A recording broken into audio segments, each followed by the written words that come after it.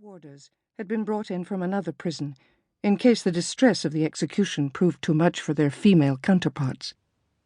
But there was an unspoken determination among Celia and her colleagues to see this through to the bitter end. Not because of suffrage or professional pride, not even, if she were honest, because they wanted to comfort the prisoner in her final moments, but simply because it was too late.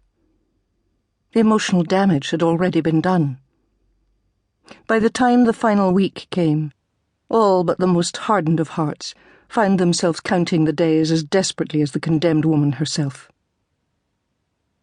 Long periods of sitting had created a numbness in her legs and back, which she would willingly have shared with her other senses. She stretched her cramped limbs and wriggled her foot to get rid of the pins and needles, and her colleague, asleep in the other chair, sensed the movement and opened her eyes. The two women looked at each other, and Celia nodded. It was time. She walked over to the bed, holding her keys to stop them jangling. Ridiculous, she thought, to suppose she could eliminate the reminders of incarceration. But it was another flicker of humanity to clutch at, and notice Sack's body stiffen in anticipation of the hand on her shoulder. As Celia drew back blankets which were far too thin for the time of year, the smell of stale linen, sweat and fear rose up to greet her. Sack moved closer to the wall and tried to pull the covers back over her. But the hand was firm, and she eventually allowed herself to be cajoled to her feet. In vain Celia tried to reconcile the tall, gaunt woman in front of her with the arrogant, unfeeling creature who had filled the pages of the press since her arrest back in November. Sack looked much older than her 29 years.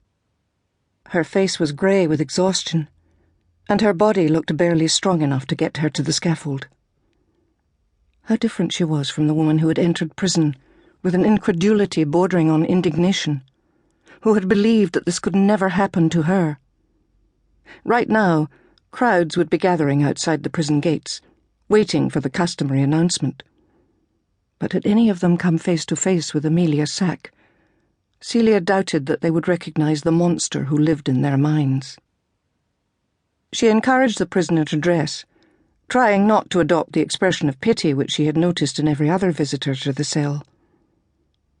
Most of Sack's clothes were already on, worn in bed to fight the cold. But Celia helped her pull the standard blue shift, faded and sufficiently shapeless to smother any sense of individuality amongst the Holloway women, over her head. Kneeling down to guide Sack's feet into shabby, ill-fitting shoes, she noticed holes in her stockings, where the nails which held the shoes together had snagged the black wool and punctured the skin beneath. The feet felt so small and vulnerable in her hands that, for a few seconds, Celia found it difficult to breathe. The jury had been right, she thought. It must be so much worse for a woman to be hanged than a man. Or was that unfair? Did male warders feel this same raw despair when the time came for their prisoner to die? Too shaken to stand, she felt Sack's fingers rest briefly on her head. Whether the gesture was a benediction or a silent plea for strength, she did not know. But it was enough. Pulling herself together, she began to scrape Sack's once pretty auburn hair, now lank with neglect, back into a ponytail, and fixed it in a bun away from her neck, where it would not catch in the noose. It was a simple act, but it seemed to affect Sack more deeply than anything else, and Celia took the cloak quickly from the hook, trying to blot out a sound which was more like the whimper of an animal in pain than anything she had ever heard coming from a human being. As she wrapped it round Sack's shoulders, she wondered if terror, like dirt, could find a way of weaving itself into the fabric, accumulating with each poor soul who wore it. She turned the prisoner round to face her, desperate somehow to stem this outpouring of grief. But the woman's cries only grew louder and more coherent. "Don't let them do it to me. I haven't done anything," she repeated over and over again.